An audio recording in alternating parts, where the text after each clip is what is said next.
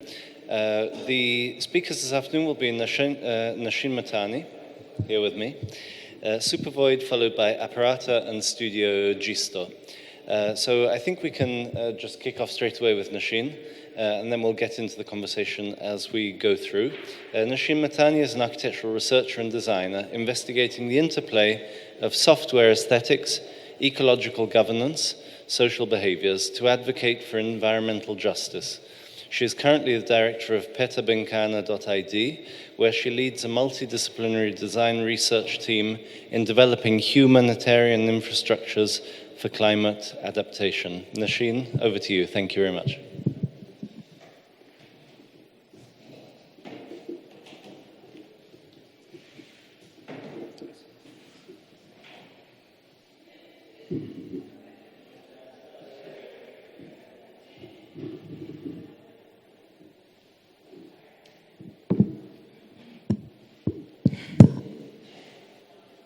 Okay, thank you to the small audience that's here already. I want to start framing my research and my work with this image. It's an image that went viral on Twitter in September last year. So while the Amazon forest was burning on one side of the world, the forests in Indonesia were burning as well. And because of a range of factors, including the toxicity of the soil and the pollutants in the air, this was the condition there for several weeks where the sky was blood red, and sort of the comments that were appearing on social media. And I think it brings to light a lot of spatial and temporal issues, but namely that the ecological crisis is not something that just happens externally to the environment, but also and simultaneously to subjectivities. And so attending to the ecological crisis must attend to the environment, to social relations, as well as to subjectivities. And I think all of these three are architectural concerns, because architecture has always been a collective interface to the environment. It's been a practice of organizing social and material relations, and by structuring protocols, habits, and ways of being in the world, it modulates human subjectivities, which in turn act back on the world. And this is really the way I've been thinking about architecture in the past few years, where my research and design has been spanning questions of ecological governance, behavioral adaptation, attention ecologies, and how the ecological crisis and the internet have changed our brains, and what that means for how we design our cities, and how we're asked to intervene at multiple scales, because as was mentioned towards the end of the discussion this morning, how do we impact change at a systematic scale? And the thing I've been interested in is intervening at the level of cultural disposition and psychological tendencies. Because clearly we see that the relationship between the human and the world is not a rational one. There's clearly a gap in what we know and what we do. And so how do we attend to patterns of behavior and thought if we want to make meaningful interventions?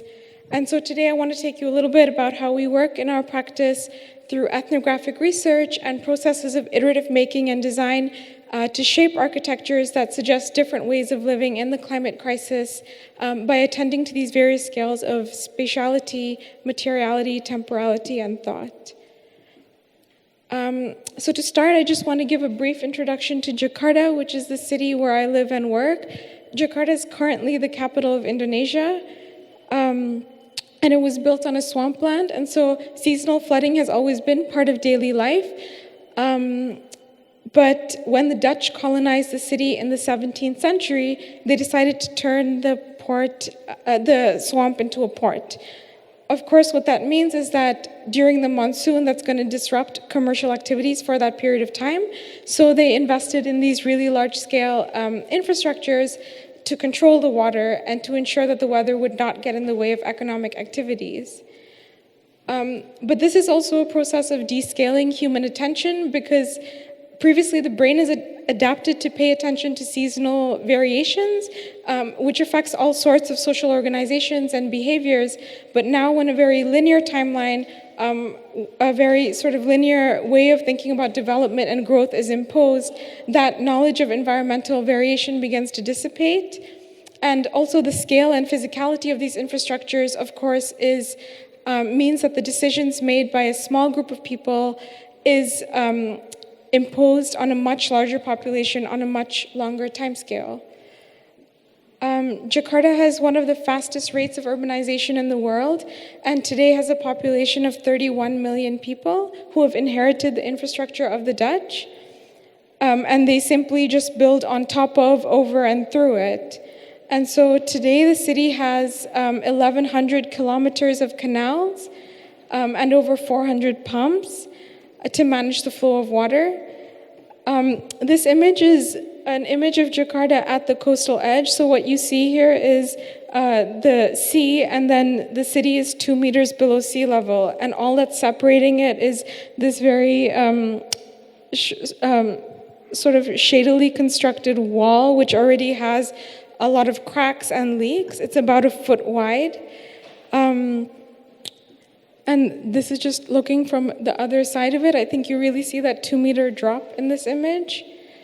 But what that means is that we have this really large infrastructural system in place in order to manage the flow of water. And so instead of draining water down into the sea, we have all these pumps that have to pump water up and over this wall out to the sea. What that means is that if any of these components fail, if the electricity to a pump is cut off, if any of the pumps fail, if a canal wall breaks, all of that water flushes back to the city. And that's exactly what's been happening. That's what happened in 2013 when Jakarta declared a state of emergency. Over 30% of the city was flooded. This was the first time that the central business district was flooded to this degree. And the reason for this was an infrastructure failure. So a portion of the canal wall collapsed. What's important to understand about that is that no matter how much predictive modeling we have, nothing could have predicted this event. And what we're seeing in a time of climate change is not a greater volume of water, but a greater intensity of water. And the infrastructures we have in place don't have the capacity to keep up with that changing climate. And we call that condition overcapacity urbanism.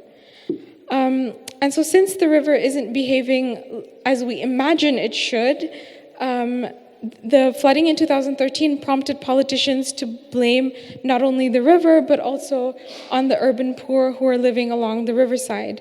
And it was decided that in order to control the disaster, both would have to be normalized.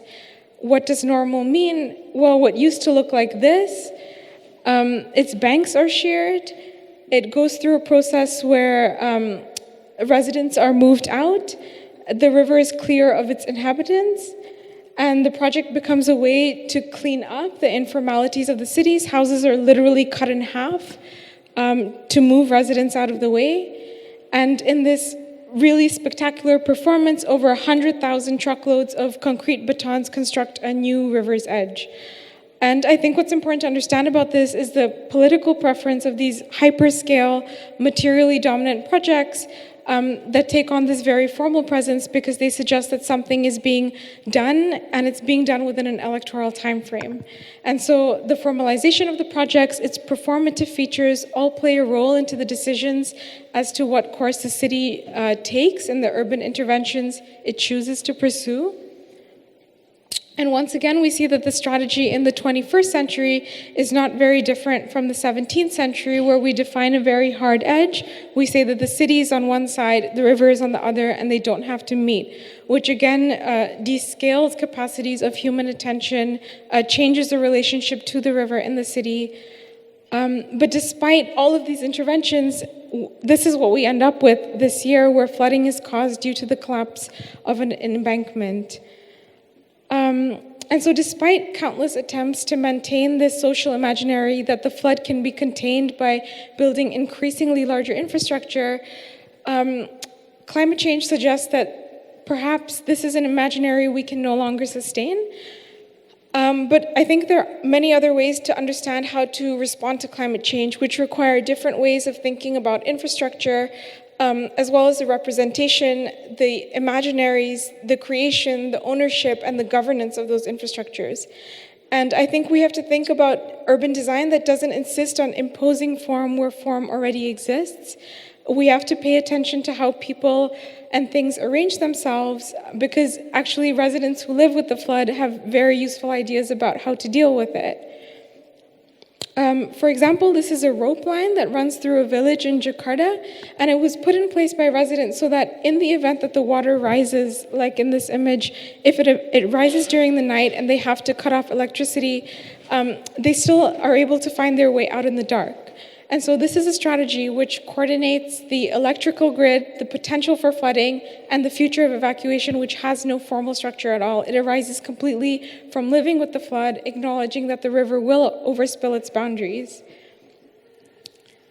And so although projects like normalization and climate change have compromised the ability of residents to prepare for the flood in the same way we could before, we see different methods of behavioral adaptation emerging. One of these is information sharing through digital media networks. And so even in the flood, taking a selfie in the flood is a really big deal in Indonesia. Indonesians love sharing information on social media. It's one of the highest social media usage in the world. And so this is a new habit, an addiction that's layered onto the city that we can potentially work with. In 2013, there were over 150,000 geotagged tweets about flooding in a period of 6 months. And what I would like to suggest to you here is what you're seeing in this image is an image of the river. The black outline is the outline of the city of Jakarta, and so we see that the tweets are coming from the entire city. And this is, to me, this represents an image of the river as it's gone through a process of mediation. So when it overspills its physical boundaries, the river is registered in the forms of tweets and posts and messages. And when the physical infrastructures we have in place can't contain the flood anymore, they overspill into digital infrastructures where the river regains its residency. And so we see everywhere, of course, that the interface has become an urban force in its own right, framing how users interact with their environments. And so the question then is, how can the architectural practice leverage the digital interface as an urban force? How can we graft onto this new addiction, which is a form of behavioral adaptation in itself, and direct it towards facing the challenges of the ecological crisis? And so if we look beyond the surprising fact that the first impulse during the flood is to take a selfie, we notice that actually the knowledge of residents connected by digital media networks provides a data source of unprecedented resolution to mitigate urban risk. The question then is, how do we transform this noise on social media into actionable information? And how do we attune that attention into collaborative urbanism? So our team developed a software that listens for specific keywords on social media. For example, it listens for flood. And when it detects this keyword, we deploy humanitarian chatbots, which automatically responds to residents asking them to confirm if it's flooding. And if a user responds, they're asked if they want to contribute to community flood mapping, and they're asked to submit what we call a report card.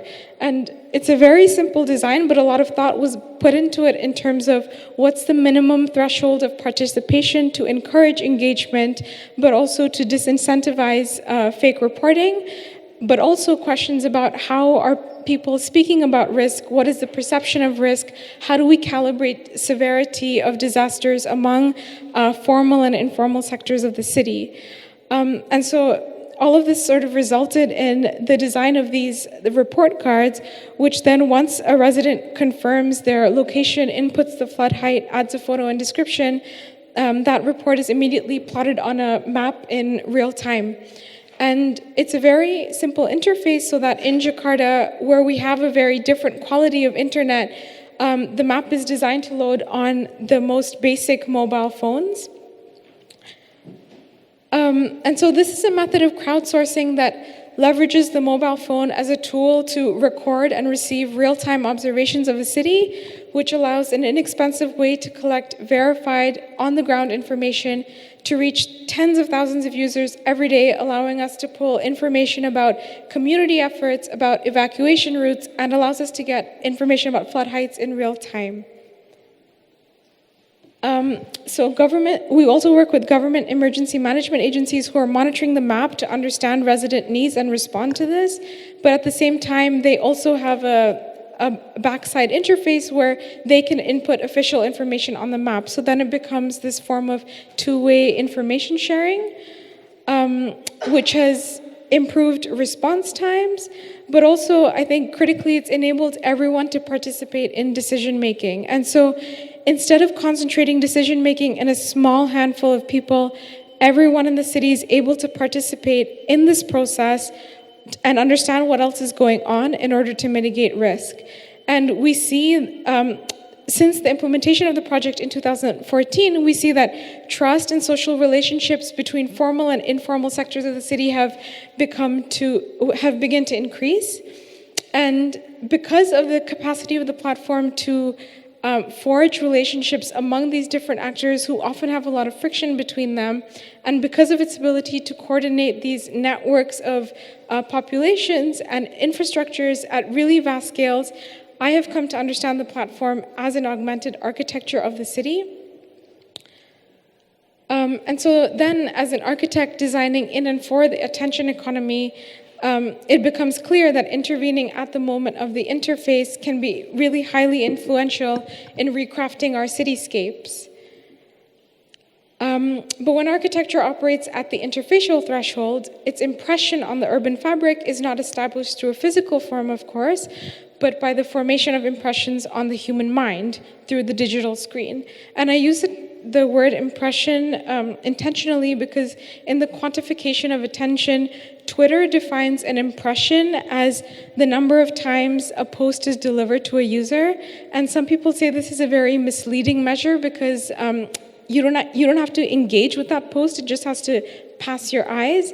But if you look behind the science of that, it's actually a relevant measure because research has shown that it only takes 13 milliseconds of exposure to an image for your brain to continue to process that image even after it's removed.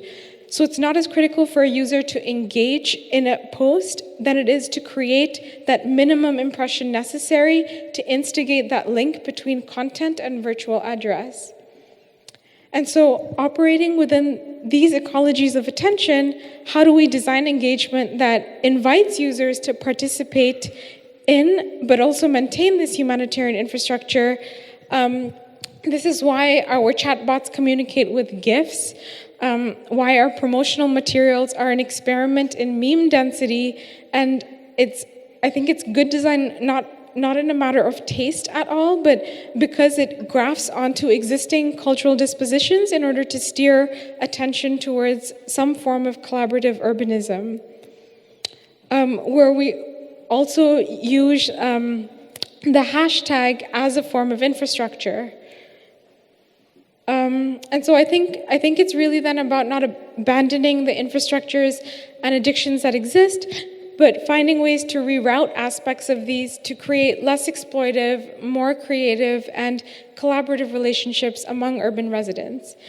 And we've tried to do this by taking those same platforms that often have a very sort of asymmetric logic and manipulating those logics in order to tip the scales on the asymmetries of information production and knowledge dissemination as well. And so then also software becomes a very interesting design space where different thinkers like anthropologists and architects and geospatial engineers can come together and to think through this process of iterative making that can be highly adaptive to different environments.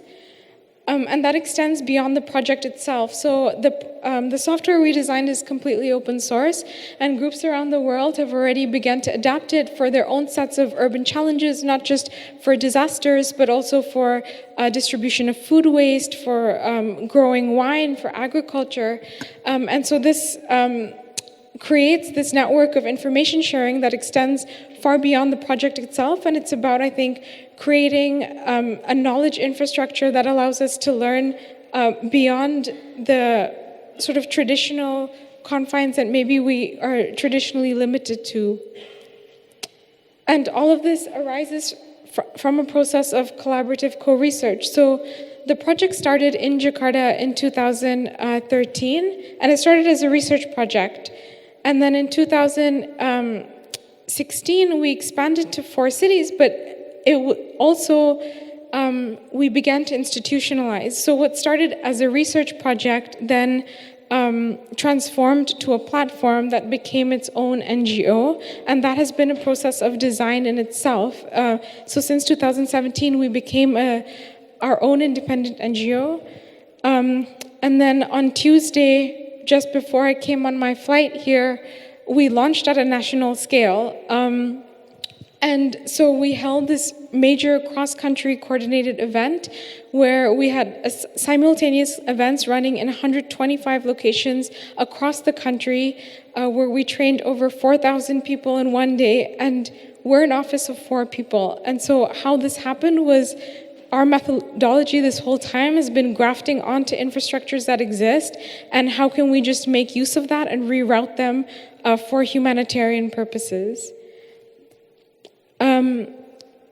And so this is very much a socio-technical infrastructure. It arises completely from a process of co-research where we involve the widest variety of stakeholders, including government agencies, researchers, volunteer groups, and this is a process of design in itself, is how do we get these people to talk together, because there's a lot of friction that exists between them. There's a lot of different ideas about what risk is, and trying to understand and communicate that in order to get people to work together, not all the time, not to agree with each other all the time, but at least during the disaster, there's some sort of collaboration that can emerge. And this means, of course, that we have to pay attention to shifting political tendencies, which means that when there are changeovers in the government, the software protocols have to change and respond to them as well. And this, like last year, the government changed 3 times, and so we have to respond to them. And so in building an infrastructure like this, it's as much about the maintenance of that infrastructure, more so than it is about the initial creation of it. And because the software works as a parasite on other platforms, it's important that we don't run out of things to parasite on. And so if Twitter changes its API or if Facebook locks us out, we need to be able to adapt to that, which is why we use the process of medium-agnostic design, so that the parameters of our development process are meant to be as unattentive to the specificities of any of those platform logics, but simply work on top of them and through them, and creating a software space that's agnostic to their formalization. And so this is a data and operations diagram, which is also on the table there, but it's also an institutional diagram because it's of all the various partners we work with, but I see it as an architectural diagram because I've really come to understand architecture as something that moves away from thinking about design as a product to thinking about design as a way of diversifying relationships, so that we can find more interesting ways of co-producing the city. I will just skip to the conclusion.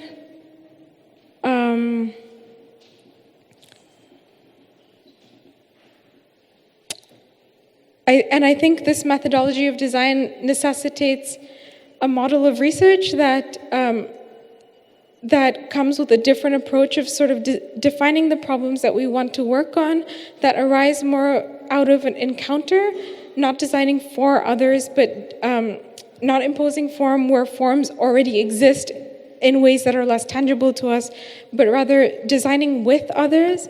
And I think that really comes from just learning to pay attention. Thank you.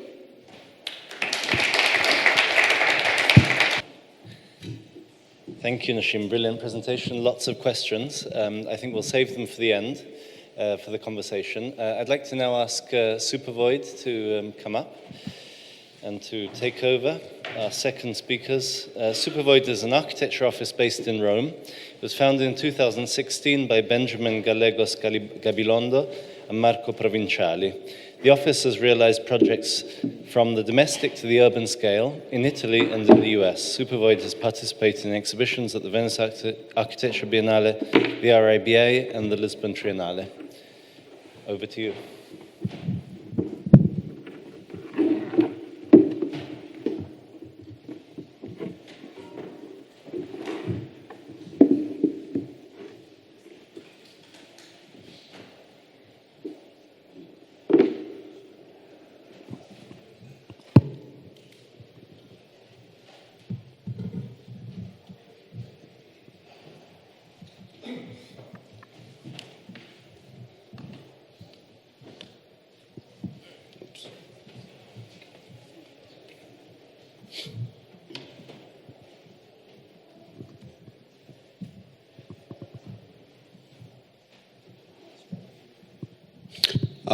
Hi, everyone.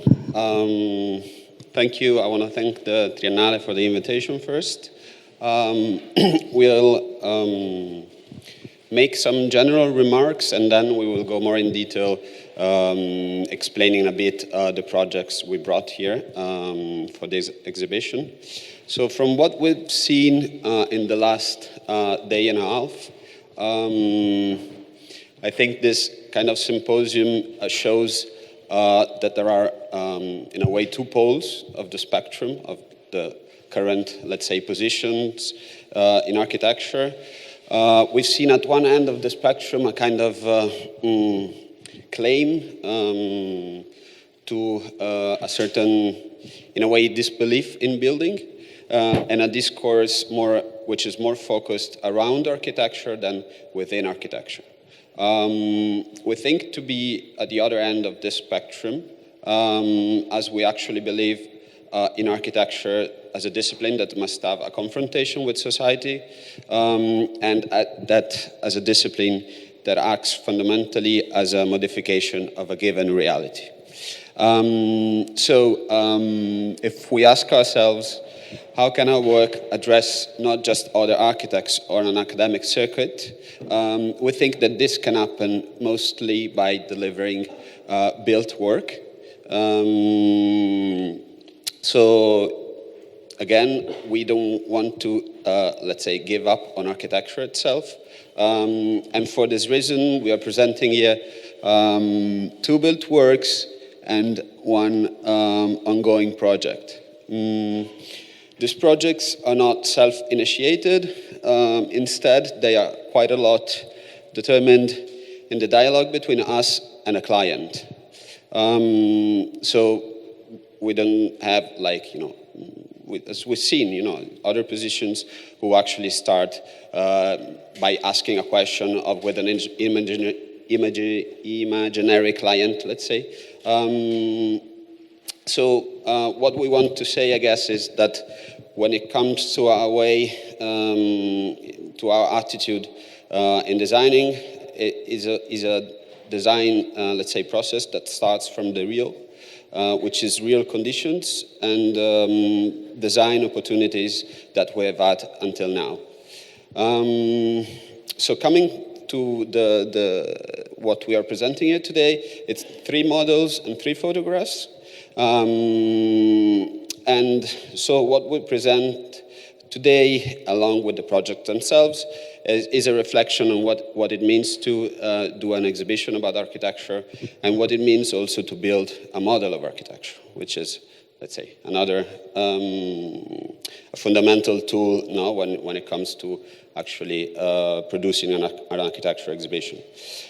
So we found that one of the most fitting definitions of what a model represents for an architect was given by Germano Celant, an art critic, in a piece published several years ago on the Italian magazine Rassegna, directed by Vittorio Gregotti.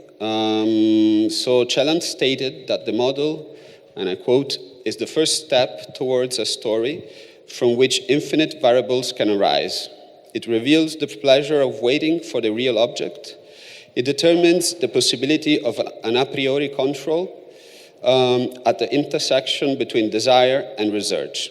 It is a something still undefined in its boundaries and shapes, materials and colors, that claims to open up a destiny.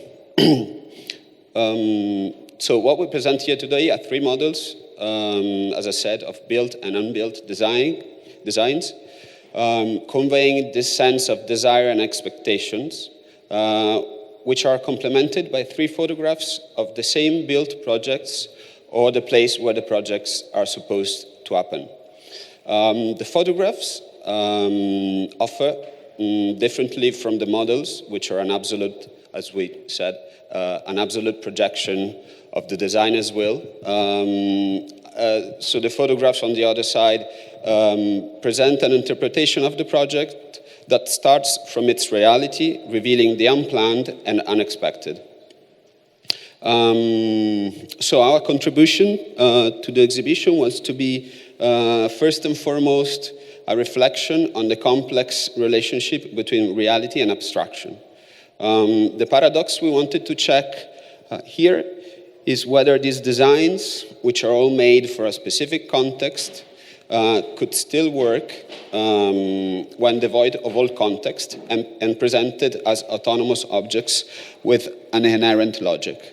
Well, as I said, what you can see here might look as autonomous objects, very abstract, in fact, but all of these designs are actually absolutely determined by their respective context.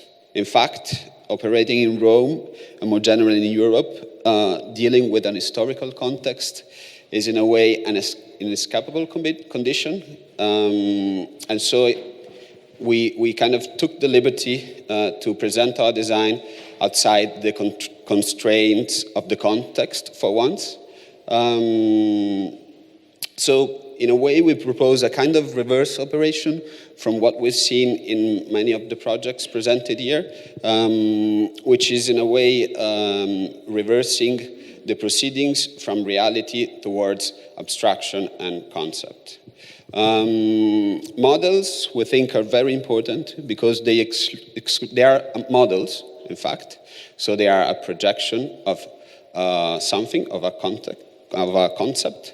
And they are important because they exclude a part of reality and rather present a partial view on a project, presenting only the few meaningful elements which inform the design.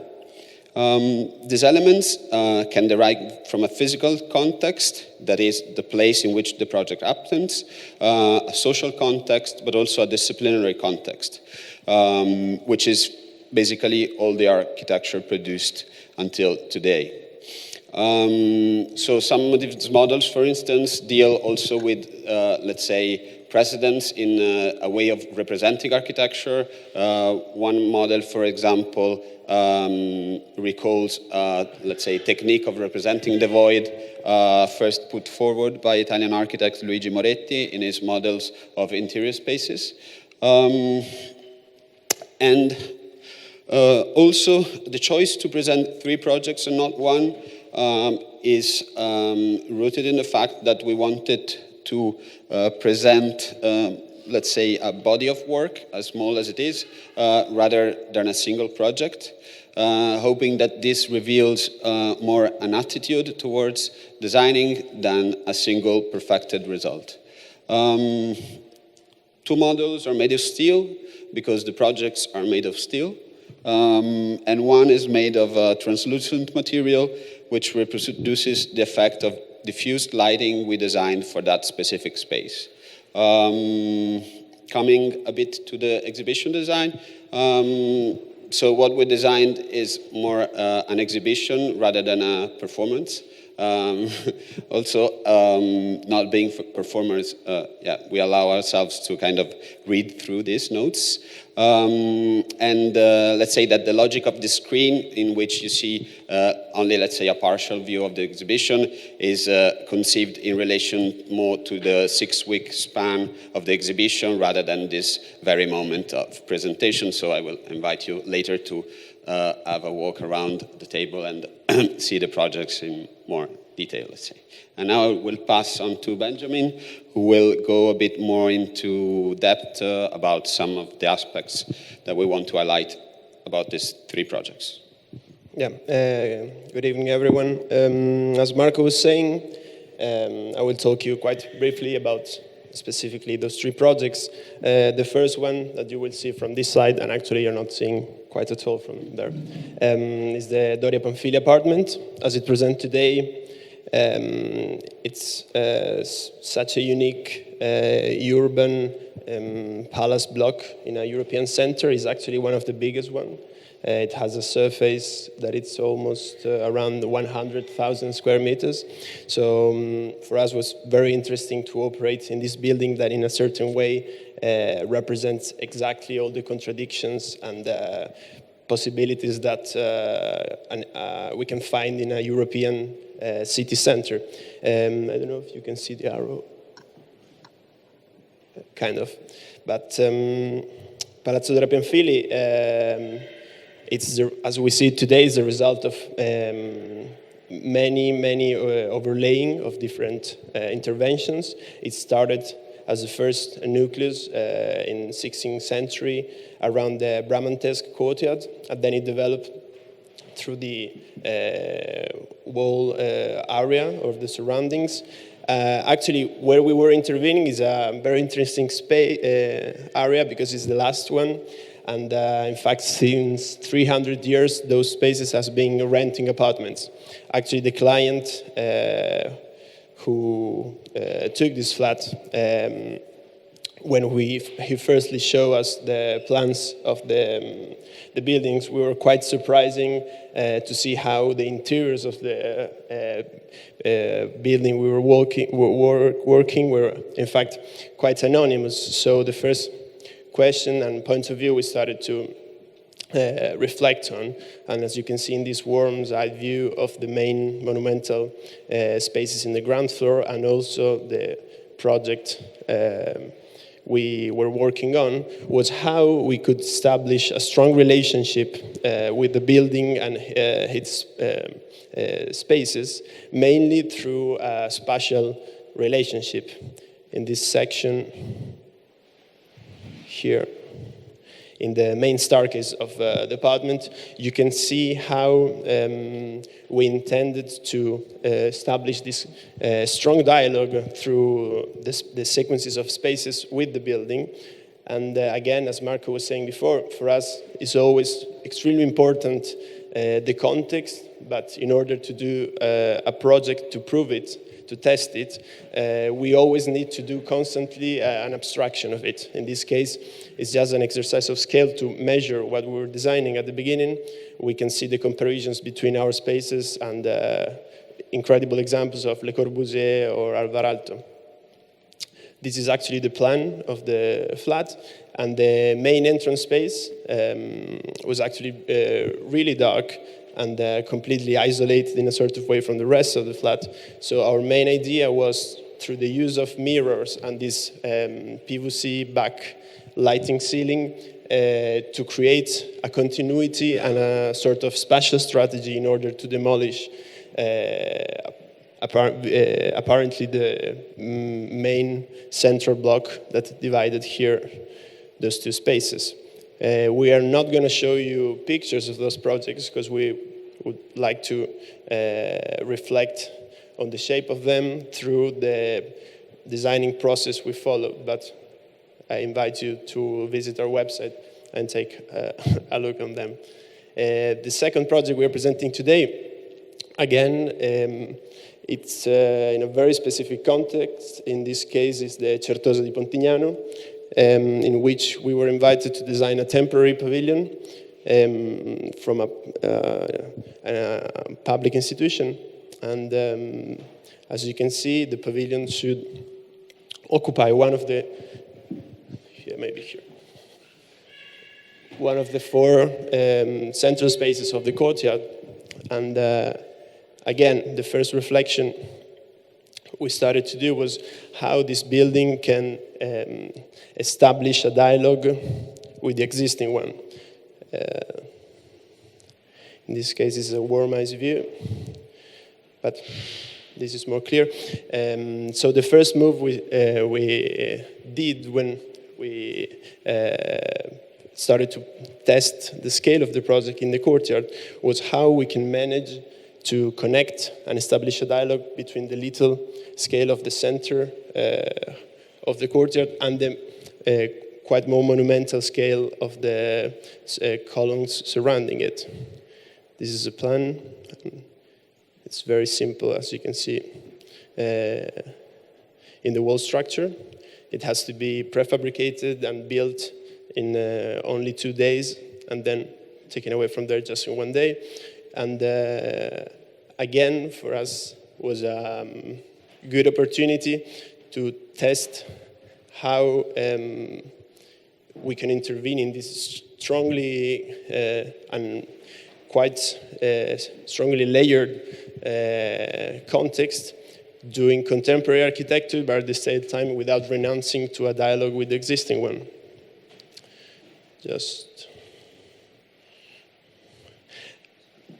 It's mainly a scale dialogue between those two elements. And the last project we're going to show you is a project that actually the construction site started a couple of weeks ago, and we're very enthusiastic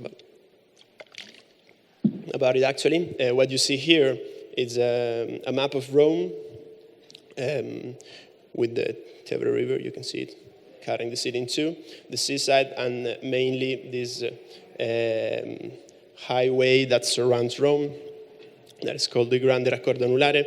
And we were called to intervene in this really specific context that in fact collects all the elements of the Roman countryside. We're next to the highway. We're really nearby, attached to the aqueduct, Alessandrino aqueduct, and there's a sort of strong intensity and huge amount of actors in this area. So the first, So the first thing we thought was how, apart from the restoration itself of the existing buildings, we can create an element that could actually connect all of them and retransform this area. In fact, this project is really interesting for us because it's an opportunity to operate through a private client with us, with testing as much as we can, work with a public attitude inside the private project.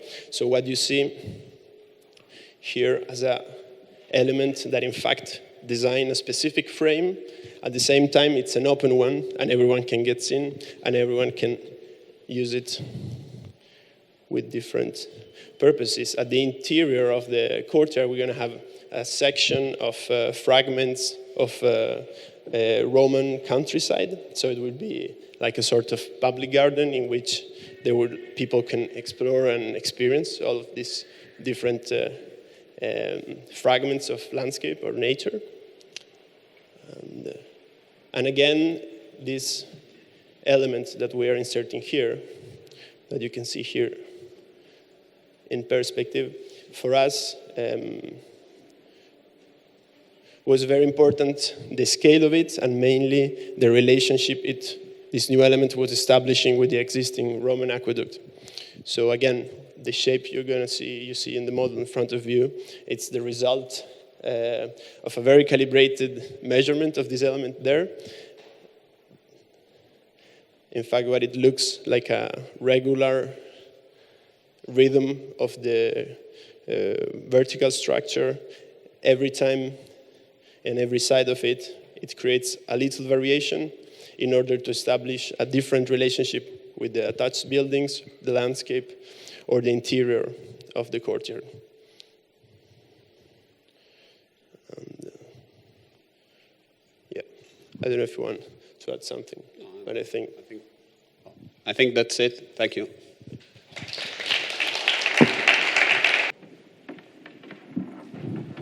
Thank you, and always nice to see a beautiful model. Our next speakers this afternoon are Apparata. Welcome. Apparata is a London-based studio for architecture, design and research led by Astrid Smitham, Nicholas Lobo-Brennan and Theo Thesiades. Their work is focused on creating a more socially relevant architecture for today's and tomorrow's conditions. Current projects include a house for artists, a new artist co-housing block with public events hall in Barking, London. Over to you. Thank you. Hi, I'm Nick. Astrid couldn't be here. Hi, I'm Theo. We are Apparata.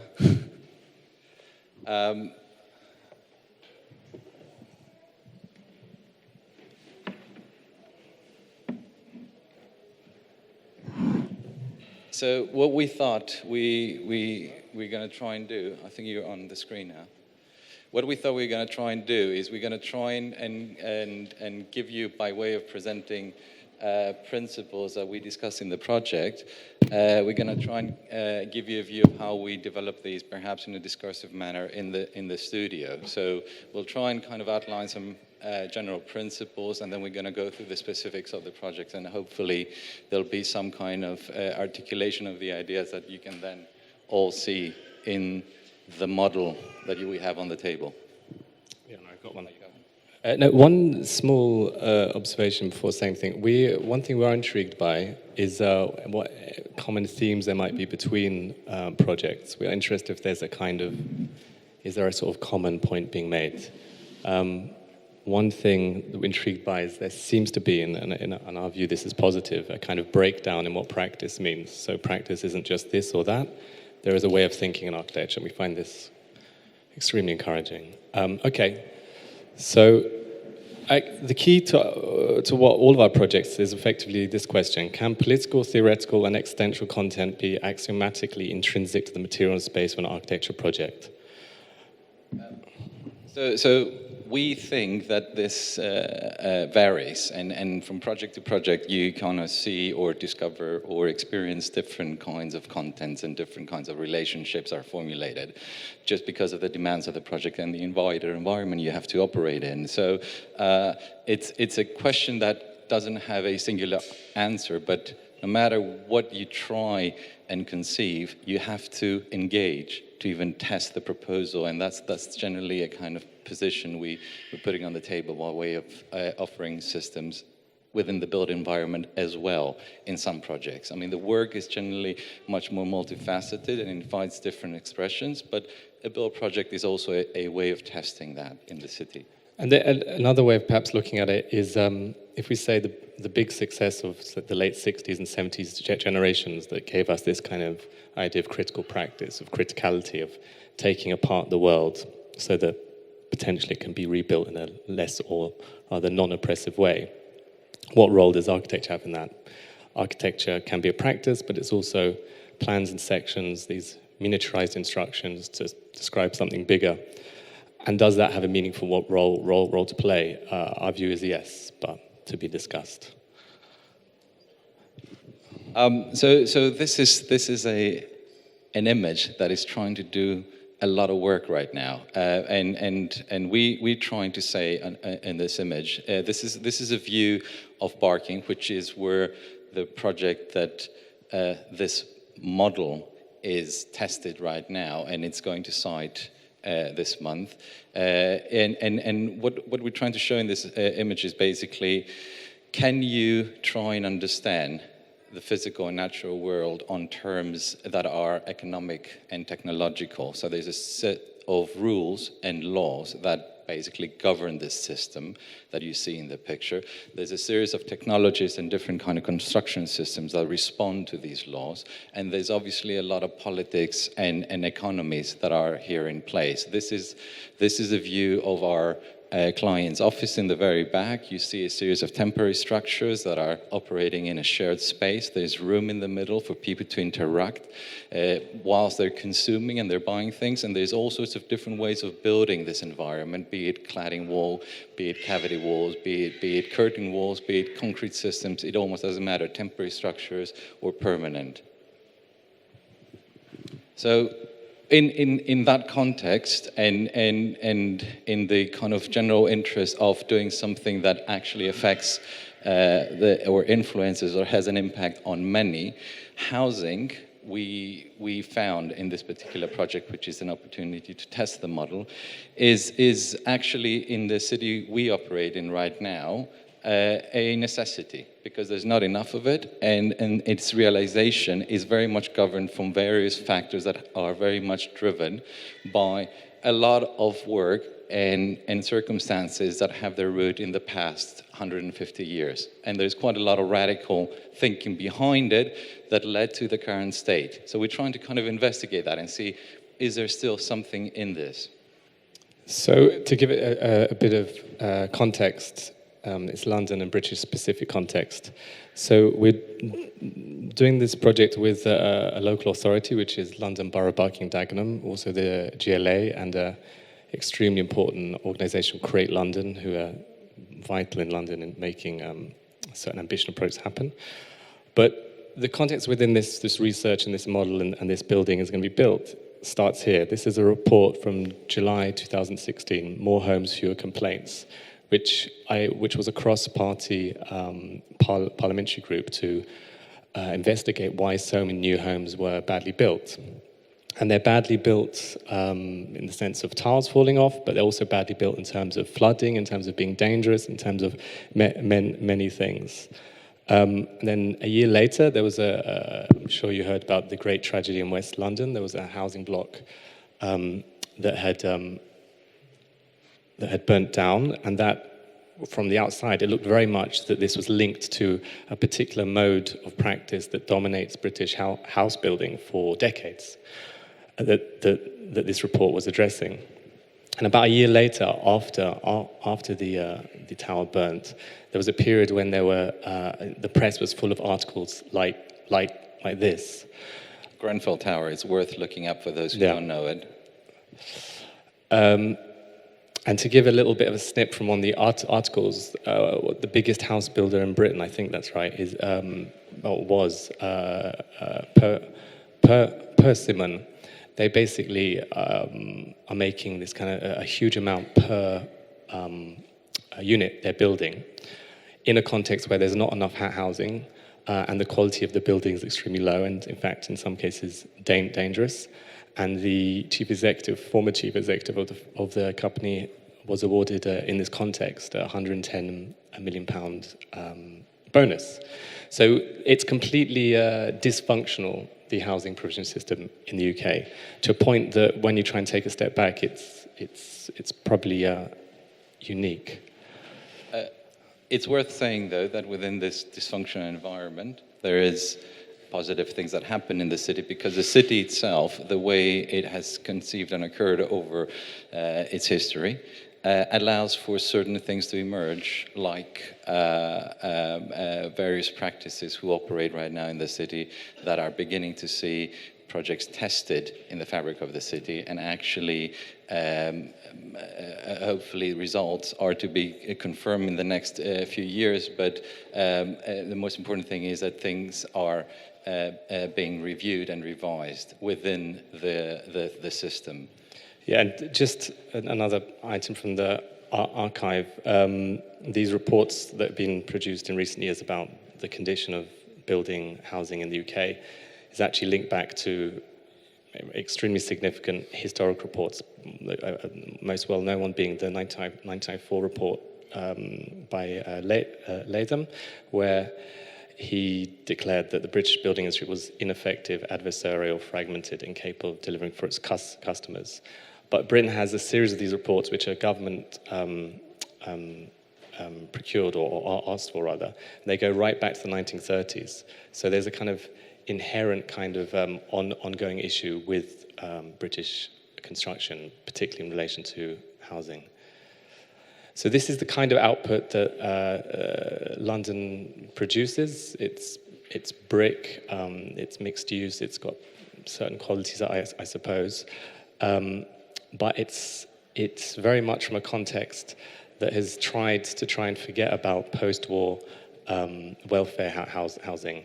It speaks of a certain language that predates and erases the idea that housing was collective, monumental, and ambitious socially. Maybe it's important to say here that the history of that strand really becomes more and more evident after the war, because the city is fairly destroyed, good parts of the city are destroyed, and you have a new planning system with a sort of progressive thinking behind it at the time. But it's very important that if you really look back at it, you see clear decisions being made when the rules of that system were set. They were done not in principle, but actually in some kind of series of constructed compromise, they used to call it, in 1947, where actually a picturesque tradition was being set in place because it could absorb certain morphological tendencies and not go in keeping with what was happening in the rest of Europe, which was perhaps what we came to be known as more modernist approach to planning. So this is a kind of typical plan. I mean, I don't want to make too much of a value judgment, but it's 60 square meters, 2-bedroom. You lose about 10 meters squared to the hall. And the deal is, if you accept having an ensuite, then you accept having probably 25 square meters less than you probably should. And this is the kind of the way that the market is operating. And there's very small windows, light from one side only. And this, of course, has an effect on people's relations between each other, but people's relation to property, people's relation to rents. So that you could argue that the whole city, the kind of physical and material and social building blocks, but meaning relationships between people, is perhaps the flat or the house, right? So that particular type of housing produces a certain kind of life. So, of course, that housing was built or has been designed in relation to a kind of ongoing critique of modernism itself. Modernism, in many ways, was correctly dismantled and criticized, but there's a double edge to it in the UK that Theo touched upon, that actually a critique of modernism is actually a hidden critique of the welfare state. And the crisis in housing has been the fact that certain policy changes were made in terms of who uses land, who builds, and who's supposed to be providing volume housing. So in this context, in our kind of practice, we've tried to sort of try a few things. We've tried to change our roles or expand our roles. So yes, we design, but we research and we teach and we combine those things. But we also thought it important to become contractors, quantity surveyors, employees agents, project managers, and take some of the roles that have either been lost by our architects or taken away. And the reason to do that is one, to, on the one sense, increase your own agency, but why would you bother to do that? You do that because you're trying to better represent the local community around a building. And the projects in question we were dealing with were extremely low budget, publicly funded, small public refurbishments. And so by developing this building company, where we would work with either local young people or include people in part of the building, we could create a stronger sense of ownership between the community and new building, but also not carry on with the things I touched before, this kind of vampiric effect between public money and the companies involved in delivering something for the public in terms of, well, as I was illustrating before.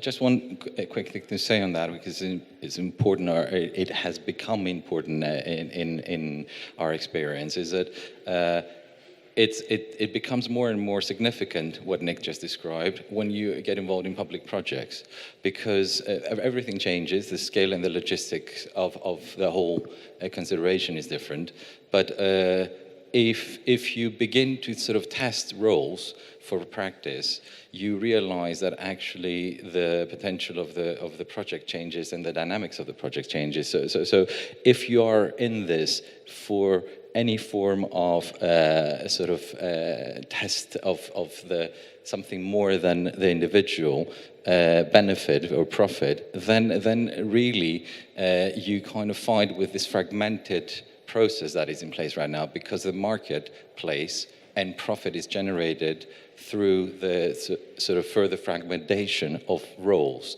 And this is what happens in the end, is basically there's no value generated in the end product, in housing in particular, because this is what always value is subtracted from. So the more fragments are occurring in the beginning of the process of this, the fragmentation, the lesser the quality, in quotation marks, of the project tends to end up being.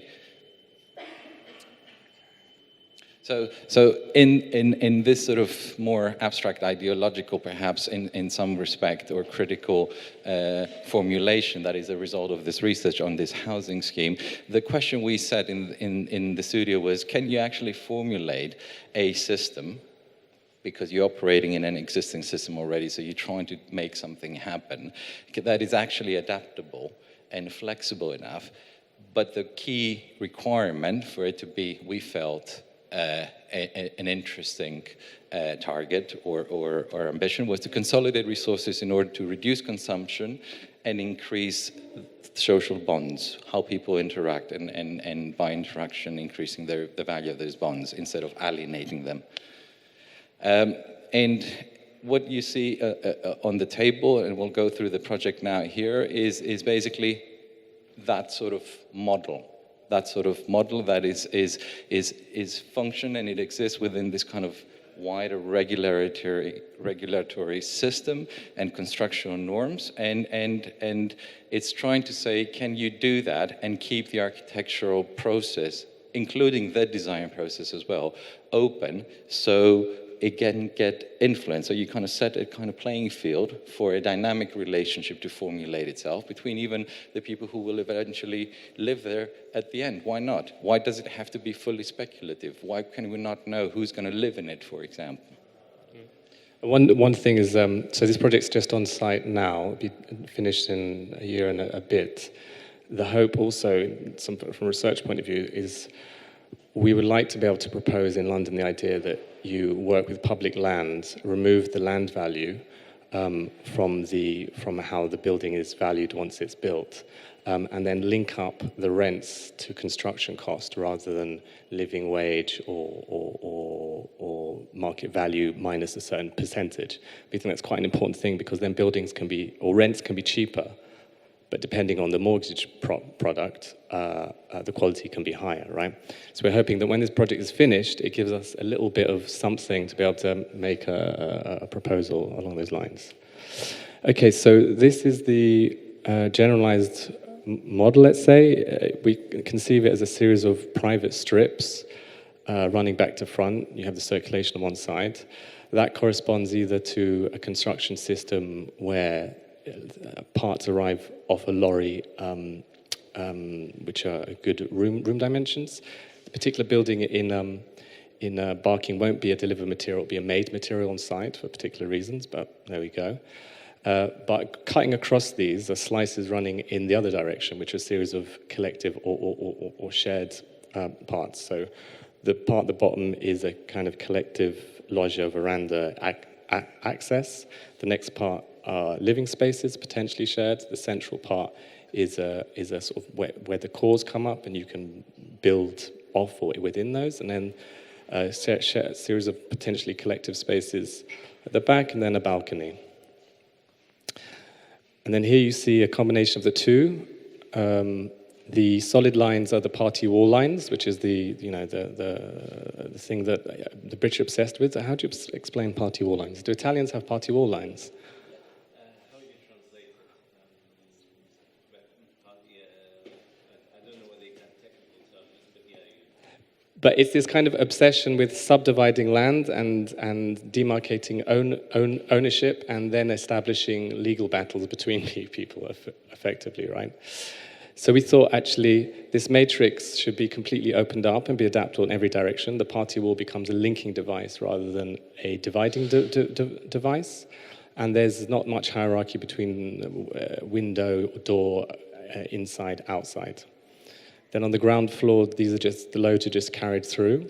So those slides were the general abstract principles of this system that has been invented to kind of try and adapt. And I think now we're going to the actual proposal for barking. Well, here you see with the sort of maximum number of walls. Then for the barking project, it's just kicked out. So you just adapt the building to what you find. This is the kind of minimum provision that's been provided to the occupants. So actually, it's a bit more. We're having to give a relatively normative layout with 2 rooms at the back, which can be bedrooms. They're free not to use bedrooms, but for various reasons to do with planning and complex things, we have to present a normative way of life. But because of the way the plan is figured out from a legal regulatory point of view, it means it's not based around a corridor, so it means it's fully adaptable and you can add and take. And there's a kind of equalness between parts. There isn't necessarily a bedroom or a living room. You'll see, and here is a potential future scenario that we don't actually know what's going to be. You'll see the rooms at the front are connected by double doors to make this co-housing idea, which I'll explain in a moment. But here you see certain rooms are taken from one side, certain parts are connected. You could have bathing or cooking in any part of the house, right at the front or right at the back. This is it, occupied in one possible scenario. And this is the site. This is where it's going to be built, on that little empty site. Yeah. Can I? Yeah. Before we move on to more rendered images of what might happen, the system again.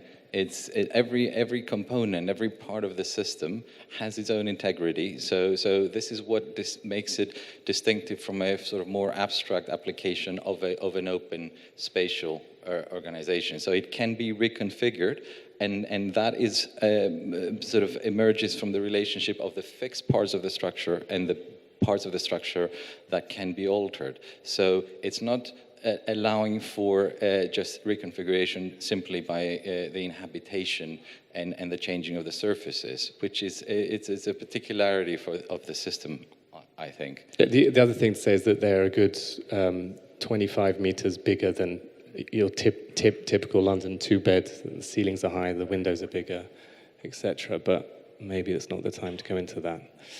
Okay, so this is the site. The site, you'll see a series of blocks. So that site, up until about 10 years ago, my little snitch has gone mad. About to run out of batteries as well. Okay, so we'll be quick, which is good, right? The site was originally a kind of typical housing estate that was deemed to be such a failure that they knocked it to the ground about 10 years ago, and they've rebuilt it. And this is the scheme. And the site is a leftover corner, which you'll see in the middle of the image. So this is the made material. It's primarily a concrete structure. You have a continuation between the external ground floor, internal ground floor, and you have this kind of occupiable cold facade, which is a key feature for moving through the building, but also working with this idea of social bonds that we were speaking about before. This is as you move through the ground floor. This is as you come up onto your collective deck access, and it's sort of significantly different from the modernist one we looked at earlier in proportions. But another important item to remember is that in modernist council housing, you had the private family, private person who lives in the dwelling, and the second they step out the threshold, they're now in management space. So there is a kind of entity between society and the individual that controls that space, that stops people from occupying that space. So furniture is never used in those spaces, right? Because various reasons. So we've worked very carefully with the council to try and eliminate this ghost figure who stops the occupant from occupying fully the building they live in. Well, just something to say on this is that looking back at those houses and talking to a lot of people that have actually, they were born and they grew up and lived their lives in those buildings. One of the things that becomes evident is that this was a completely different thing that they were experiencing compared to what was the norm in the rest of the city. But the critical thing is that actually somebody in these is seen to be showing care, whereas a lot of these projects back then were just realizations abstractly and very, very quickly for the wrong reasons quickly, which left them thinking that actually there's a preconception that social housing is something that nobody really cares, nobody wants to live in. Yeah, because there's an ambiguity over whose is what, right? So this is one of the interiors. Kitchen on the side, kitchen very important for everyday life, but that's a whole other talk in itself, let's say. And then this is one of the co-housing floors where you have a connection which can be used, there'll be young families housed next to each other so they can share childcare. We both had babies recently, so I think we're obsessed with childcare perhaps, I don't know. But there's kind of lots of research into lifestyles changing, age is changing, and how can homes be more adaptable and more appropriate for how people are now living and will be living. And that's it. I think I'll just put it on the first slide again. This one, and second slide, and say that's hopefully was clear that that's what drives us. Yeah, thank you for listening, and thank you very much for creating this actual opportunity for us to listen to everybody else's ideas these 3 or 4 days.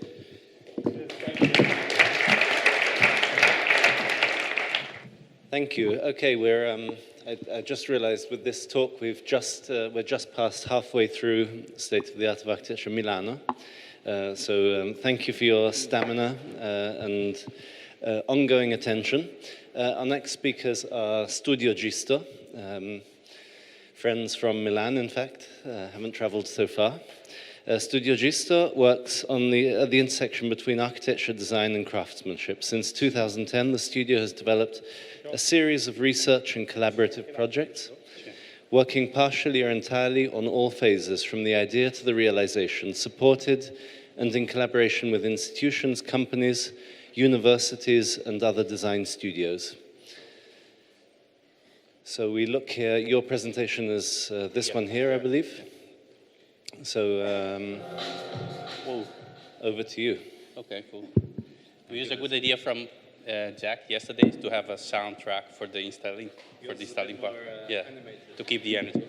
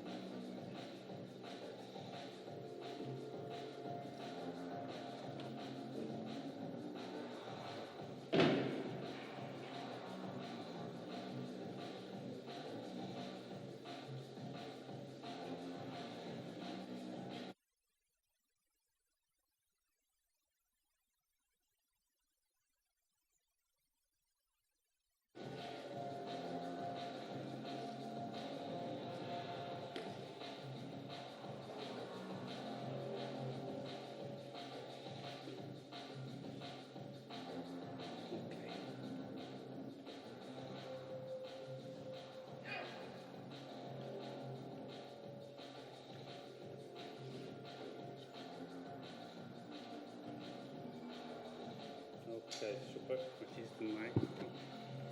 Okay, cool. Okay, thank you very much for the invitation. This is Alisandra from Studio GISTO, together with Matteo and Alice. We're on the studio, and as Joseph said, we were somehow in a field which is in between design, architecture, and craftsmanship, and we move in between these fields. What we are going to present is a project that we developed for the last 3 years. It's a commission that started as a commission, then it went a little bit deep, and then it became a research. It's a project that we are developing in an ex-army base. It's a massive building in North Italy, deep north, border between Italy, Austria, and Switzerland. It's an army base which was designed to host around 3,000 soldiers. And then, around 3,000 soldiers, and then for around 45,000 square meters. So everything started because a part of this building is going to be demolished. And then we have been asked from the association which is in charge and there is an association which fought to try to save the building. They couldn't, but in the end they managed to save at least one part of the building. And then they came to us because we did some project that somehow treated the argument of demolition or trying to get as much as we can from a little territory, let's say, that try to link design, architecture, ecology, and economy in a way, or trying to get something from this transformation. So we have been invited by this association. Just to give you an idea, all this part is going to be demolished in the next year, and then this is the one which is going to remain. The association is made by, this is the actual view, how it is. The association is made by young guys, around 35 years old, really energetic. They could save this part of the building. They are the one who used to listen to this music that we get used to after a while. So now we are in the mood. And then anyway, with their energy and then with also brilliant idea, they could get some European funding so they could protect this building because they could finance it in a way. So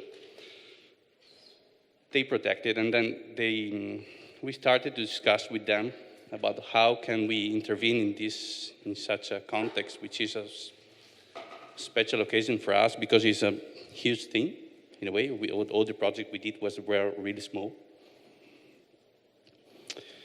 Oh, there is one part which is missing. Okay, one slide. Anyway, we discussed about how to intervene. Wow, super. So the idea is to talk about circularity.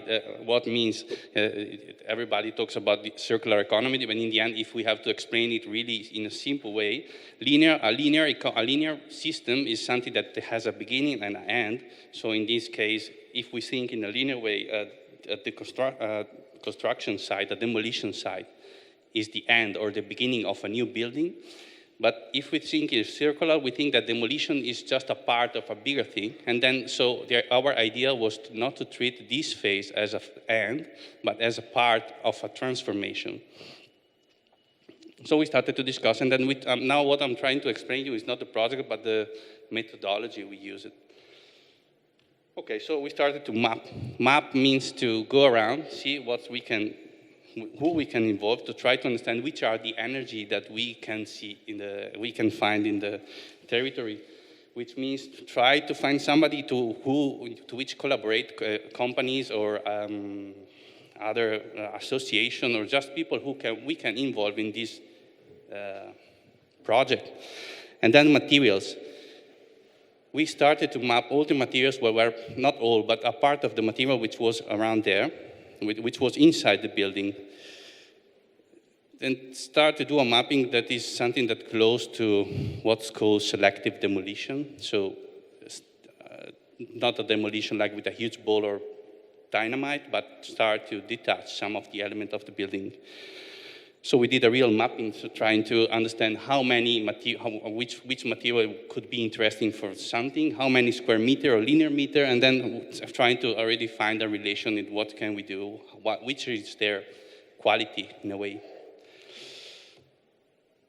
before they go into these tanks. What is interesting about this project is that we somehow inserted, kind of hacked the demolition phase, and then we are working before the demolition phase and during and after our idea. We are still on, it's an ongoing project, it's not finished. We are in the first phase, let's say. So we started to build an archive. After the mapping, we started to build an archive, so to get some of this material in relation to which was the request, what were these companies asking us, these associations asking us. So we started to get some material and then started to do some tests with something that could have for us a potential from design point of view, or because of some quality that then later we try to go a little bit more deep, but not too much. So we started to have this archive of material, and then we started also to think, but this is the next phase of, it's not just a matter of we can get some material and then reuse it because it makes really sense, and it doesn't make sense to trash it. But also the idea is to work with inert powder. So before they go into these huge tanks, try to understand what we can do. So maybe start to divide it by quality and color, and then keep them away, and then try to propose for the next buildings, for what's going to be next. The creation of the archive is a good thing because we started to discuss about what means value.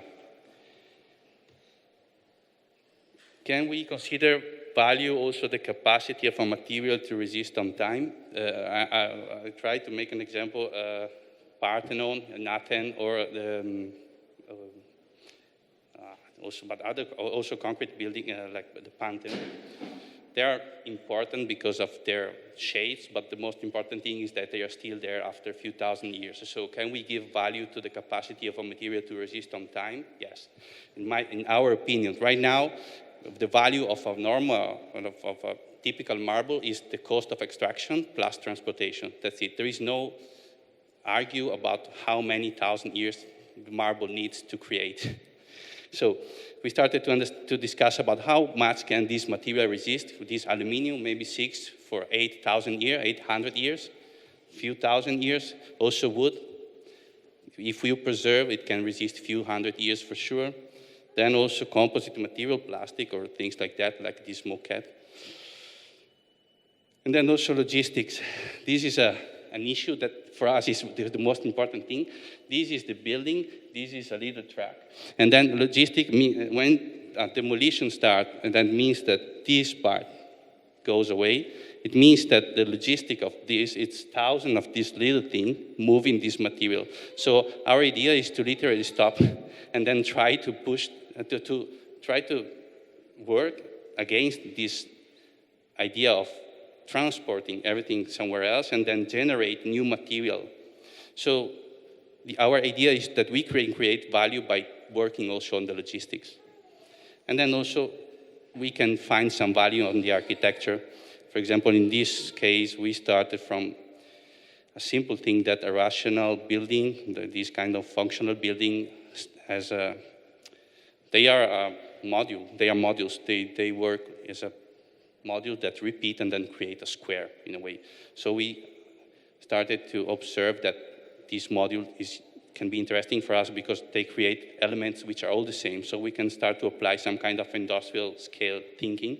And then we can start just by repeating objects or repeating elements to create surfaces of structure. So we started to prototype. That means to start to mix up some of these material and then test them together by mechanical or also aesthetical point of view. So we started to build some simple element like tables made out from windows, or like getting just some ventilation system, which if you find it alone, you don't care, but if you create a repetition, you create some kind of a surface of a decoration. And then the prototyping phase is important to also to engage with the community and then with the mayor. So we did a little exhibition to try to convince the mayor to go on with the project. He tested everything, he tested the table, and then in the end it went well. And then so we went to the next step, to the transformation. So we could get the money. And then, so we went to the next step. So transformation, what means transformation? Means that we set up a laboratory. So the demolition site, it's a laboratory, but it's just devoted to demolition. So our idea is to keep a laboratory, to have some basic tools, but to keep on site also a constructive part, let's say, to work on the reconstruction on site. So we started to set up a laboratory, and then we involved some company, and also with the association, we started to build things, and then it means that we started to remove part of the buildings, and then to build some elements. Some of the furniture they asked us.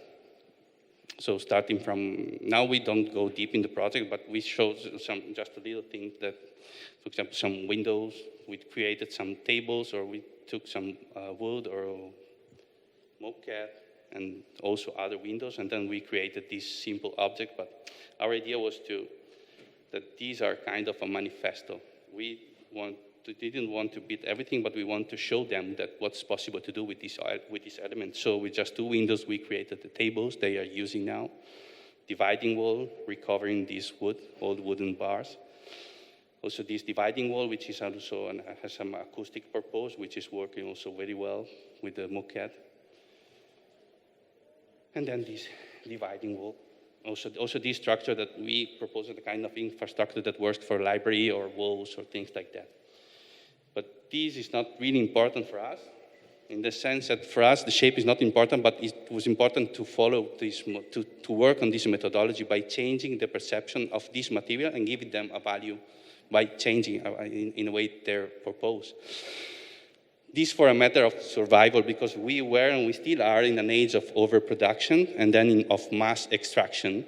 Then our idea is to literally work against it on the battlefield, which is the construction site. And then somehow these are just objects, but we would like to work on architecture and build complete building out from this trash, from this element that we find here and there, but not just there, in other construction sites, and then trying to transform a site into a mine in this case. But this is not enough because we try to spread these ideas. So we work on a manual, which is a mixture. We have few copies there. Okay, pass by, okay. This is a manual we worked on. And this idea is to use some contemporary technique to communication. So we started, the manual talks about, he there is the designer. The manual talks about the methodology, the process, and then the idea was to give instruction to this community to how to get something from the building, demolish it partially, and then build things. So we created some instruction which are mixed between a tutorial, YouTube, IKEA manual, and Enzo Mari to teach them how to destroy a little part of the building and then be doing something. But this is not enough, because this is just, let's say, the first phase. Our idea is to do something more. Let's say that now we are investing all our income to work with one of the best sellers in town, because we want to spread this method not just here, but all over the world. So we think that all construction sites have to be like this, because it really makes sense. Then, I would like to invite you, Alessandro Mirabeau, which is one of the best sellers here in Milan. The speech will be in Italian because we wanted him and he is the best, but we will be soon in London, New York, or Paris, and for sure. Thank you. Grazie. Grazie e buongiorno a tutti. Grazie. Innanzitutto grazie per essere qui, grazie per il vostro silenzio così attento, grazie per essere ancora svegli. Quest'oggi sono qui in rappresentanza della MGB Associati, una startup che si occupa di crescita e sviluppo del brand e che avrà l'onere e l'onore di portare il metodo multiplo nel mondo.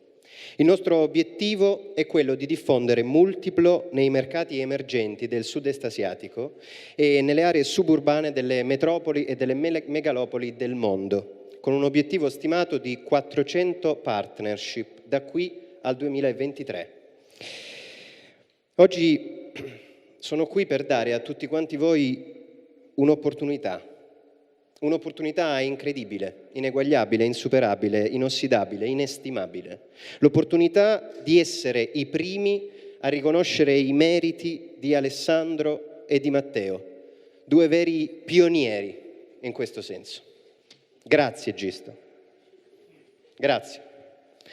Davvero grazie GISTO, perché quello che queste due persone ci permettono di fare qui, oggi, in questa sala e domani, là, fuori, nel mondo, non è un progetto, non è un lavoro di ricerca, non è una base di plastica rigida comprata per 10 euro su Amazon, no. Multiplo è molto di più. Multiplo è una visione, è un cambio radicale. Multiplo è una promessa. Multiplo è la possibilità di spezzare le catene della temporalità intesa alla maniera occidentale, questa ossessione per lo scorrere del tempo da sinistra a destra, questo incessante scorrere degli eventi. Multiplo Multiplo ci permette di rivalutare la circolarità delle cose, di riportare al centro la meraviglia del cerchio, di celebrare il genio di Giotto, di riportare lo stupore primitivo della ruota al centro della nostra attenzione, di considerare finalmente i fatti come non come un susseguirsi di eventi, ma come un continuo ciclo, come la materia che non si crea, non si distrugge, ma si trasforma. Multiplo è ridere durante un funerale. Multiplo è camminare con il piattino accanto al tappetino dentro il sushi bar. Multiplo è rivalutare le 90 e 91, le circolari. Io lo so, vi capisco, voi adesso siete confusi, siete straniti, straniati, spiazzati, distratti, delusi, disorientati persino, me ne rendo conto, ma non vi preoccupate, è normale. Come pensate che si sentisse il primo uomo che ha dipinto la propria caverna? Come pensate che stessero i macchinisti della prima locomotiva? O come poteva sentirsi Laika quando l'hanno sparata nello spazio? Non dovete avere paura, siamo tutti così, soli, fragili davanti al cambiamento. Per questo, per togliervi da questo impasse, da questo imbarazzo, io voglio portarvi un esempio. Anzi, di più, io voglio lanciare un'idea, di più, io voglio portarvi una proposta concreta. Mettiamo in pratica Multiplo, ma non facciamolo a Milano, genericamente in centro città o a Parco Sempione, no. Mettiamo in pratica Multiplo qui, a Milano, in Triennale. Avviamo il progetto Destroy Triennale. Mi rivolgo direttamente all'architetto Boeri. Stefano, ti prego, abbi il coraggio, gettati nella mischia insieme a noi. Scegliamo di essere rivoluzionari per una volta in questo paese così gattopardiano. Diamo finalmente spazio ai giovani, prima che muoiano, che questi qui hanno 35 anni ed erano giovani un bel po' di tempo fa. Riconfiguriamo insieme la bellezza, rivalutandone la forma, riportandola a uno stadio che fosse precedente a questo qua, o non lo so, magari successivo. Investiamo concretamente nei progetti, siamo coraggiosi, per l'amor del cielo. Buttiamo a terra la Triennale, demolita, distrutta, cancellata. Perché diavolo dobbiamo festeggiare i 100 anni di questo edificio? Che senso ha? Perché non cogliamo l'occasione invece di dare un segnale forte? Boom! Un bel po' di tritolo e giù, tutto quanto. Però prima di pigiare il tasto del detonatore ci affidiamo a Multiplo e riempiamo questi spazi di giovani pieni di idee, sviluppiamo modelli, cataloghiamo materiali, costruiamo oggetti con quello che c'è già. Quanti metri quadri di marmo ci saranno in questo posto? E quanti metri lineari di metallo se ci mettiamo a fonderlo? Se fondiamo gli infissi di queste finestre, ecco, per esempio, le prendiamo, le fondiamo, quante freccette ci facciamo? Per quanti tornei? Con quanta birra? Se buttiamo per terra tutto quanto ci divertiamo? Pochissimo, secondo me. Secondo me, se buttiamo a terra tutto quanto e distruggiamo edifici meravigliosi come questo, secondo me ci divertiamo pochissimo e facciamo uno sgambetto all'umanità. Io, lo avrete inteso, non sono veramente un ambassador. La MGB non è mai esistita e tendenzialmente non mi vesto così alle 4 del pomeriggio. Però è vero, è molto vero che là fuori ogni giorno per necessità o per business interi edifici saltano per aria in un istante e già si pensa a cosa costruire dopo, con nuovi progetti, nuova manodopera e nuovi materiali. Multiplo non impedisce né si oppone alle demolizioni, però propone un modello di studio e di intervento che aggiunge un passaggio intermedio in grado di ridurre al minimo gli scarti, rivalutando così il vero valore dei materiali. Fra poco più di 30 anni festeggeremo il centenario della costruzione di questo edificio, ma se lo paragonate al Pantheon o al Partenone stiamo comunque parlando di un tempo ridicolo. Ridicolo come questa cicca qua, come ce ne sono a milioni sui marciapiedi. Questa cicca è fatta di polisubotilene e e resterà su questo pianeta per 5 anni, un tempo necessario, ahimè, a sopravvivere a qualcuno di noi dentro questa stanza oggi. E i marmi che ci sono in questo edificio esistono da molto prima che il primo uomo abbia pronunciato la prima parola su questo pianeta.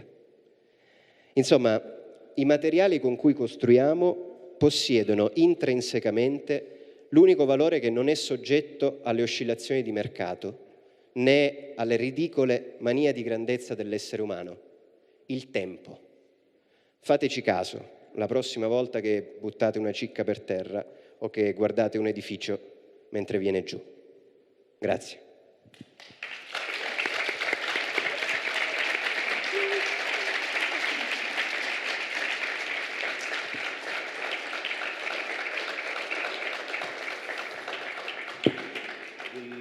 Nashin and Apparata, the other participants, I think it's the moment to have the moment to have a quick wrap up and to, I don't know, but let's come at the front here. I think we've got a lot of quite tall objects, unlike down the other side, but we'll try to, I don't know if you want to sit or stand, however you prefer. And I think this is a fantastic place to start. This provocation that you launched of, for the benefit of the non-Italian speaking audience, I just want to say that the essence of this brilliant performance, I think we must thank your MGB partners.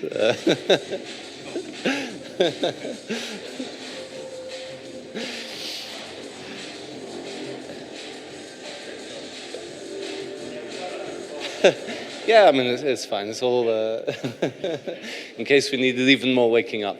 The essence of the provocation was to say, why don't we blow up Triennale and reuse all of these fantastic materials? Why not actually make something a little bit like Cedric Price proposed for York Minster, like this building that's completely beyond its time. It's no longer being used for its intended purpose. Do we actually need buildings of this kind anymore? And the final answer of Studio GISTO is yes, actually we do. And in fact, if the intended purpose is no longer relevant, let's find another purpose. Let's not blow up the building, because by blowing up the building, something that happens literally every few minutes, perfectly usable buildings are being demolished continuously, as a function of market speculation, as a function of keeping the building industry running, a little bit like the continuous, I don't know if it's the same in the rest of Europe, but in Italy, you have these incentives to buy a new car that's nominally cleaner and less polluting and so on. Then you have this car for 3 years, and then that car is being intended to be trashed, to make replaced. There's this kind of continuous sort of artificial feeding of the economy by throwing things away. And so I think as a kind of a starting point, I wanted to ask, I think the projects that we've seen this afternoon, the work of you as studios is in a way quite emblematic in terms of the kind of completely divergent vectors of your practice that go in radically different directions, but they're all in a way struggle with the constraints of a kind of a marketplace or an urban landscape that is entirely predicated on a completely different understanding of architecture, different understanding of building, different understanding of planning.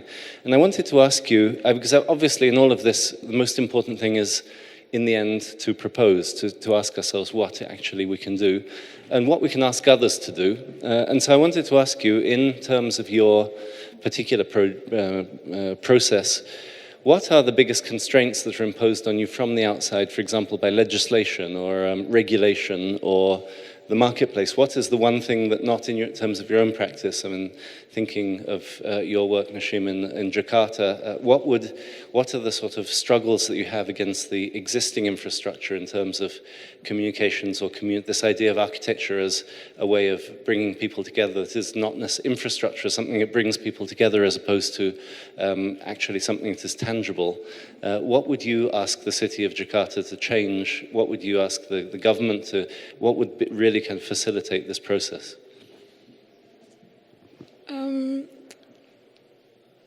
Thank you for the question. I think anywhere when we build infrastructure, depending on who is creating that infrastructure, there's going to be an inequality in who that infrastructure is serving, what that infrastructure renders visible or legible and what it hides. And I think we're not going to get, I think it's naive to think that everyone in the city is going to come together and collaborate, but I think what we can try and do is find moments where at least during times of emergency, for example, we can have some sort of collaborative I'm thinking of, I don't know if you've seen this, there's this video of like the fox and the, and they go into the tunnel the coyote and the badger, yeah. So they go into the tunnel together. So during stressful times, we agree that there will be a moment of cooperation, but at the end of the tunnel, the coyote's like, okay, I'll give you a little bit of lead time, like whatever, 10 seconds or whatever that is, but we'll continue with our predator-prey relationship. And so in our case, when the difficulty, people are like, how, you're lucky because you got the government to work with you, and that's difficult in our city. And it's like, Jakarta is a very hard place to work with the government. It's about finding ways to communicate to the different audiences. And if architecture is also a practice of storytelling, then it's just narrativizing the project differently and trying to turn those frictions into moments of traction, because friction can be productive as well. And so I think it's about playing off of those. Any other input in terms of what would you like to see change in London? Go. I think somehow at every stage and at every part of the project, there's a different sort of spectral enemy emerges, and you kind of what is interesting in the process of actually dealing with it on those terms is that you kind of begin to recognize that the actual value doesn't really have a fixed form. Value changes, and that eventually makes the project also richer. If you were to reduce it down to a constraint, though, I think it's this kind of invisible veil that exists, that the marketplace imposes, that sort of is called risk. And because you have on the one hand a kind of a fixed system in place that is trying to realize something that's not there just yet, in the case of a new building, in the case of an existing building, the whole process of actually what you guys are doing is pretty similar, as a matter of fact, because you see the mayor still has to test the table when he gets there. So I think this kind of remoteness, this removal from what this whole thing means, and these gaps this makes, is the biggest enemy. The minute you begin to formulate relationships and interactions, things tend to actually happen that make everybody realize that actually the risk that you feel that you have in making that decision is a lot less. All you need is a bit of involvement. And that I found to be a good remedy to this key enemy. But, I would also say that the role of the state, it's completely confused in what it should be doing. It's either historically they're thinking they have to do everything, build every building, blah, blah, blah, and then in more recent years, we'll do nothing. So it'd be better to have a more balanced view of what the state thinks its role should be. In London, 25% of the land is owned by us. And that's a very simple place to start. Say, we'll use that land, we'll remove 1/3 of costs, and people can build rent-free for the length it takes to repay the construction costs. That would be a very simple idea, and it should be doable. We'd like to do it next somehow, we'll see. I think, by the way, there's a mic on the other side. Feel free to, Felipe. Zoe, can you... Felipe. Thank you. Well, thank you again for all the presentations. I have a direct question to Supervoid, actually, because you have been the more direct regarding somehow resist in the discourse, that you are very aware, very interested in form, in design projects, with of course with a deep understanding of the conditions, but actually somehow like following the figure of a more conventional architect, especially, or conventional practice, especially in this context of different ways of dealing with architecture. I personally know about your deeply, let's say, interest in architectural tradition, but I wonder, my question is perhaps related to previous generations, and I will say, which is your position, for example, because seeing your work, some of your projects, you could see, okay, there are some similarities, for example, with the work by office, and as there is a kind of tendency, post-Lacaton and Basel way of doing things, there is also a kind of post-office way of doing things, especially in their beginnings, not now.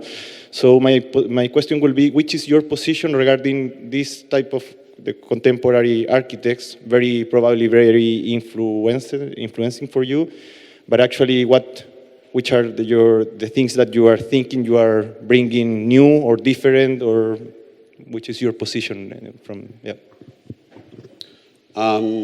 Yeah, thank you for your question. You brought up the concept of form. Of course, yeah, we are interested in form, but not, let's say, from a formalistic stance. So form is not the end for us. It's, of course, the result of a design process. But it's a way to, let's say, convey meaning. So, for instance, what we're trying to point out about one of the projects, but also I think something that is present in some of the other works presented here. For instance, the work by Apparata and also MMX this morning is a reflection on, and also to go back to your first question a bit, so we are in a way forced to comply to standards, requests by the client, and so on, all this sort of stuff that we didn't talk about today, in a way. And in a way, still, form making is a very relevant aspect, and it's what we do. Like, it's what we are, what, let's say, our, in a way, as a friend of ours said, hidden agenda is, because you don't really talk about these things with a client, for instance, no? But then again, it's a way to convey meaning, both, again, in, let's say, within the discipline and from inside towards the public. So, for instance, this porch recalls, let's say, in dimension, in typology, very public typology, which is the one of the forum, for instance, no? And in the way it interacts with buildings, creates this kind of tension between the inside and the outside, and so on and so forth. And so I think, and to touch on the work from London-based practices, the idea of the street and the reflection of modernist way of dealing with that within the building. So no, there's a negotiation between publicness and privateness and so on. I think in that process, form making and like very conscious form making is essential in a way. Does that answer your question, Felipe? Are there more questions? There's one back here. Zoe, can you? Hi there. Really enjoyed all of the presentations. Thank you. I just wanted to pick up on something quite specific about this question about circular economy stuff, slightly selfishly, because it's something that we've been thinking about a lot as well in our team. And just to kind of connect this link between the sort of neuroecology or psychology of it. And I find it very fascinating that we might have to kind of reconsider our own personal relationships with materials and this kind of thing. I just almost to put a sort of counterbalance here and ask maybe quite a probing question.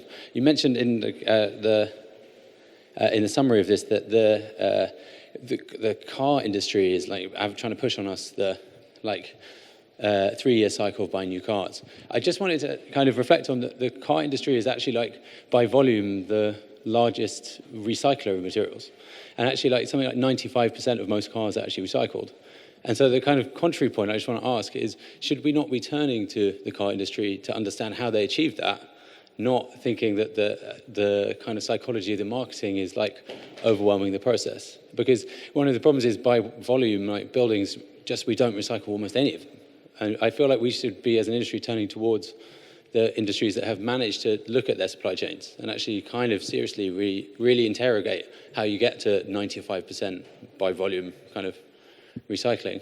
As I just wonder, in terms of just this thing about cars, it's like, it seems to be, it's something we've been discussing recently, and it's just on my mind. I wonder if you had a kind of reflection on that. I'll pass over to GISTO maybe, and then, despite the fact I brought it up myself, but... Okay, well, it's a difficult question. What I can think, well, you need it's a matter of overproduction. You have all this recycling because you have an overproduction, and to keep the level of people using and changing, you need to recycle a lot. But also recycling is costly in a way. So it's a cost because nobody cares because the environmental cost is not an issue. So if you start to calculate also environmental cost, you start to see that there is something that is not working. So in this project, what we found out is that it's completely crazy how the value system works in architecture. And if you just think on the logistic, for us, it's really non-ecological and not economic also. But because of this incentivi or this kind of ecological help to subsidies, the thing in my opinion is the overproduction and the need to produce to survive for the producer. I'm not addressing it entirely, but two things come to mind. One is, what is the unit of a building? It's the panel, 1.20 by 2.4, and if you have that in mind, that's quite important for efficiency of building and lack of waste, but also potential recycling, which is where we have some crossover with your work, but maybe for later on we can discuss that. The other thing is design itself has a role in as much that you can design something to be more adaptable, more open, right? So that this building potentially could be an office, it could be a school. So you have to imagine scenarios that you don't know about yet, and that has to be a primary concern, so that you don't have to recycle the building. Yeah, and just to kind of add my own 2 cents, I think when I mentioned the kind of the car example, it wasn't so much about the kind of the material implications, which probably, to be honest, I don't know enough, but I guess it kind of starts from a kind of an intuitive gut feeling that anything that is being scrapped after 3 years of you've just been basically paid to buy it, and then after 3 years you're being paid to scrap it, there's probably something not right. But in print, I can think in terms of principle, I think the point is about dependencies and this idea that you're continually in a state of having to upgrade to something new, the sort of logic of inbuilt dependencies on things which obviously kind of have their roots in a built-in obsolescence and all of those sorts of things. So I think that it really kind of also comes back to this point of timeframes. Also what Jack mentioned yesterday, the kind of event horizon of architecture, which has somehow become a little bit compressed. And I think that goes back to your point about the state and the state's role in all of this. I think there is a point at which the state has a responsibility to stabilize the impulses of the market that are kind of extremely sort of jerky and knee-jerk reactionary, and to somehow introduce some sort of stabilizing factor that allows us to plan over a long period of time, because there's almost zero chance of any sort of efficiency if you're not really kind of thinking long-term, which again kind of goes back to the point of the pantheon and so on. Are there more from... Also to pick on the point of let's say, the time span and adaptability of buildings. I think what you did is like also like a very careful, let's say, typological reading of what can be, let's say, a sustainable urban type, let's say, which is the party wall or again the urban block. No, so like I think form not only, let's say, the material presence of the building, but also the way in which it is formally arranged again, can convey and embed a sense of, let's say, sustainability, adaptability, because it determines the way in which spaces are organized. And if this way is effective for many uses, then it's very sustainable.